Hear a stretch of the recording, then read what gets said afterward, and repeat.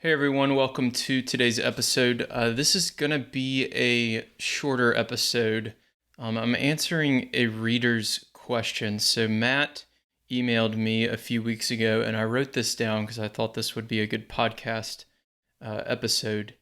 He said, I was curious what type of analysis you do pre match, and if you have the opportunity to watch your doubles opponents, what do you key in on? So, he's essentially asking or the way I read this is, if I'm at a tournament and I'm already through to the next round, or if I have a bye in the first round and my opponents are playing and I get a chance to watch them, what am I looking for? And of course, this is going to vary based on if I've played them before and so on. But I'm going to break down how I think about that question and give you some tips on what you can do to kind of scout an opponent before you play them. Whether you're playing them or someone else is, how you can kind of start to develop a scouting report. But before I dive into all of that, I wanted to announce a new thing that I'm going to be doing later this month. So I'm going to start doing webinars, and the first one that I'm going to be doing is with Craig O'Shaughnessy. Now, Craig has been on the podcast before. We'll link to it in the show notes. And if it goes well, I'm going to continue to do these on my own on different doubles topics. But this first one is with Craig. It's going to be on Thursday, July 28th. And you can go to thetennistribe.com/webinars to learn more. And we'll link to that in the show notes as well. And what we're going to do is Craig's going to share all of his best strategies and tactics that he teaches to doubles players. Now, if you don't know Craig, he worked with Novak Djokovic from 2017 to 2019. He is the strategy analyst for the ATP Tour, for the Italian Federation. He's been the strategy analyst for Wimbledon and the Australian Open as well. And I'm not exaggerating when I say that Craig probably has the best tennis presentations in the world. He is flown to Italy by the Italian Federation during the Italian Open every year to present at their conference. He was in Brazil just a few weeks ago presenting, and their national tennis organization flew him down there to present. He's been to Hong Kong, to Israel, to Australia, all over the world. He goes and speaks, and we're starting to do, I've helped him kind of set up these webinars so that he can get it out to more people. So typically you're paying $400 or $500 to attend one of these conferences and to see him speak. And this is a fraction of that cost. So he's actually got a singles one next week, which I'll link to, and then a doubles one that I'll be doing with him in a couple of weeks. So I hope you can sign up. If you have any questions on it, let me know. And there's a 100% money back guarantee with it as well. So if for some reason you feel like it wasn't for you, let me know. I'll give you a full refund. But I promise you the stuff that Craig has in these presentations and the information that I'm going to deliver as well is going to be really, really valuable for you. So enough of that. Let's dive into the episode. So what can we do when we're going to be scouting an opponent? So if you're on site and you get to watch your opponent and you're going to play him in the next round, the first thing I'm thinking about is, where should you actually scout them from? So this is something you probably haven't really thought about before. You may go sit on the bench or in the bleachers on the side of the court. But the ideal place to scout from is actually behind the court. So there's a reason that, on TV, we watch tennis from behind the baseline. And it's just a much better place to see kind of the angles of the court. And this is especially true in doubles. So if you can get behind the court, that's ideal. Sometimes there's a kind of a windscreen where you can't really see or whatever. But if you can't do that, try to stand at or a little bit behind the baseline on the side so that you can kind of get a little bit of that angle from the back of the court. So definitely the worst place to be watching and to be trying to scout is from right at the net post. And it's also the worst place to buy a ticket if you ever go to a pro tournament, because your head is just going back and forth, and you can't really see much other than the depth with which they're hitting and the pace. But you can't really see the angles, which are so important in doubles. So if you can get closer to behind the court, that's ideal. If you want to get really intense, you can chart the match with a pen and paper. So when I'm doing scouting for a WTA doubles team, for example, we get match footage and have tennis analytics. I had Warren Pretorius on last week. We get their company to chart the match for us. Now, you're probably not going to do that because it costs money and takes a lot of time, but you can do some basic charting. You can get a pen and paper and you can make a note of how many forehand returns the opponent or each player misses, how many backhand returns they miss versus the total amount that they hit.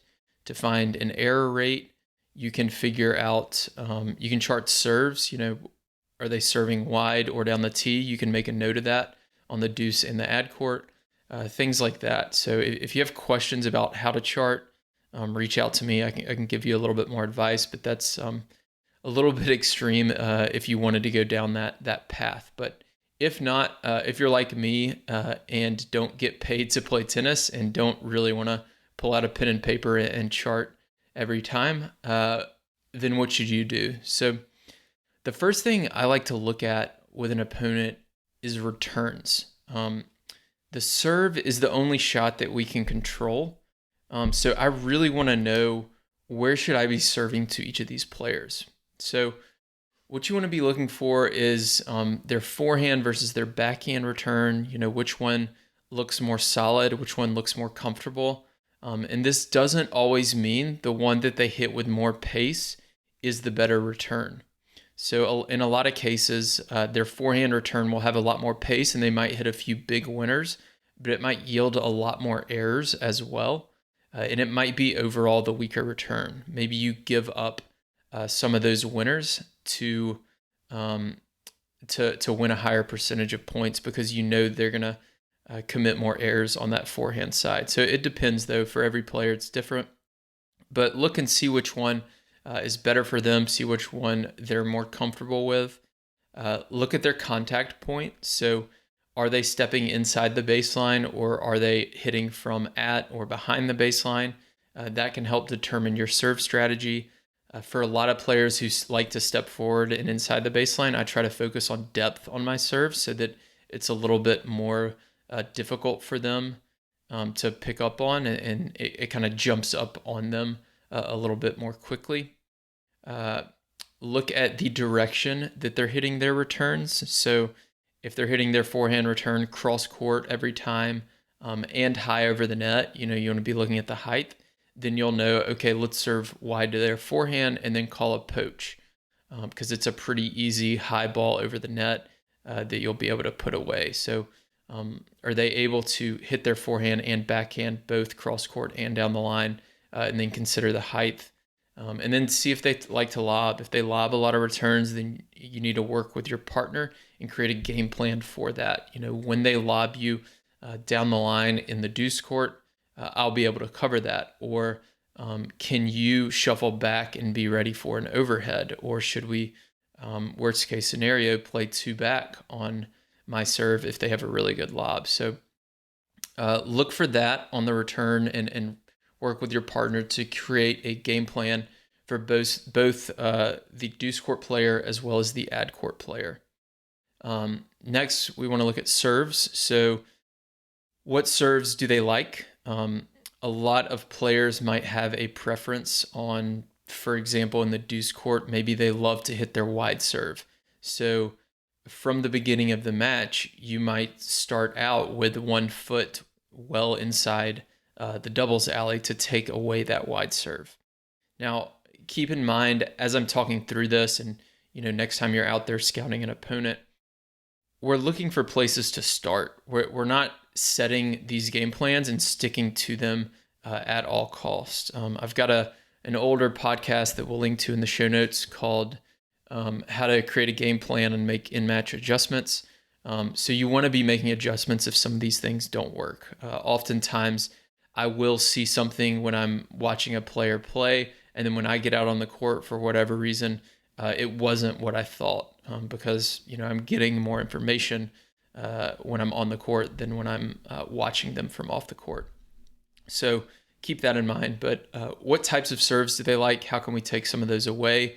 How can we be ready and create kind of a game plan if they have a good kick serve, for example? If you're a player who doesn't like kick serves and you notice that, maybe you tell your partner, hey, you handle the kick serve better, so maybe you should play the ad side, or whatever it may be. Are they running formations? So if they're running a lot of I formation or Australian formation, work with your partner, create a game plan for that. How are we going to get them kind of out of their rhythm in terms of their serving? And then the next thing to look at is rallies. So this is essentially the same process that I do use when I'm creating a scouting report. With the rallies, I like to look at the positions each player likes to be in. So do they serve and volley and really generally like to be at the net? If they do, how hard do they close the net? Can I lob them? Should I lob them on the first ball, or should I go right at them and then hit a lob on the next ball? Some players close immediately. Some players hit the first volley and then close really hard. So keep that in mind. Is one player more comfortable at the net than the other, or are they both more comfortable at the baseline? Regardless, you want to figure out where they like to be on the court, and then talk with your partner and think, okay, this player likes to rally from the deuce court while this other player likes to be at the net in the ad court.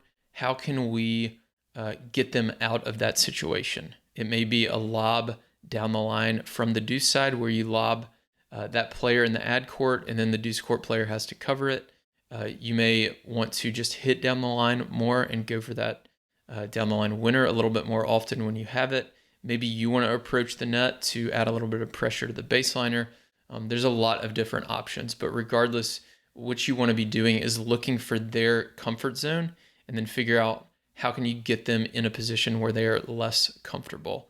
And the best place to start with that is simply, are they more comfortable in the deuce or ad court, and are they more comfortable on the baseline or at the net?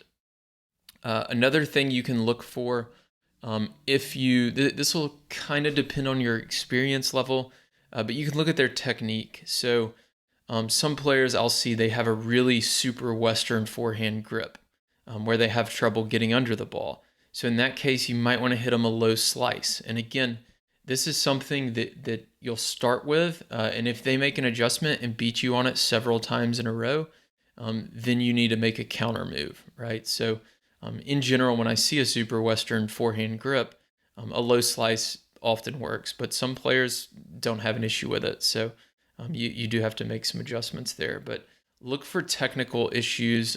Maybe a player has a one-handed backhand, and in general, people at the 4 or 5 level and below, if they have a one-handed backhand, it's going to be a weakness. So that might be something to serve to. That might be something to attack as much as possible. So look for kind of technique flaws in their game and figure out how you can expose and attack those as well.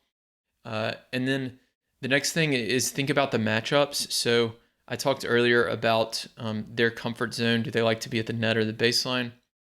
You also want to think about how that matches up against yourself and your partner. So if I'm playing a player who I know is going to out-rally me from the deuce court, and when I'm watching and scouting them, it's like, okay, they've got a bit better forehand than me. I do not want to sit back at the baseline and rally with them. I'm going to tell my partner that, and I'm going to say, hey, I'm going to serve and volley to this guy because he's going to be able to out-rally me from the deuce court. So look for that as well. Consider each of your cross-court matchups. If it's a winning matchup for you, you can stay in that. The net player doesn't quite have to be super aggressive. But if it's a bad matchup for you, talk with your partner, figure out ways around it. Maybe the net player has to poach a little bit earlier. Maybe you have to go down the line earlier. Maybe you have to hit a lob or serve and volley and come to the net. So think about those cross-court matchups and if you're able to win those rallies. A couple other scenarios that may happen that I do like to generally game plan for.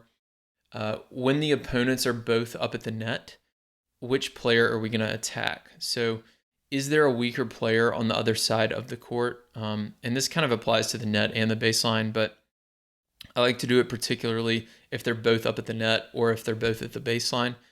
Which player are we going to attack? And typically you're going to attack the weaker player's backhand volley. So on any neutral ball, we're going to try to go either middle, a little bit left of the middle to the player's backhand volley, assuming they're both right-handed, or to the weaker player's backhand volley. And then if you get a short ball, sometimes you can go for the all-out winner, or simply just roll one down at the feet of the weaker player's backhand volley. If they're both back, who are you going to hit to? Who's the weaker baseline player?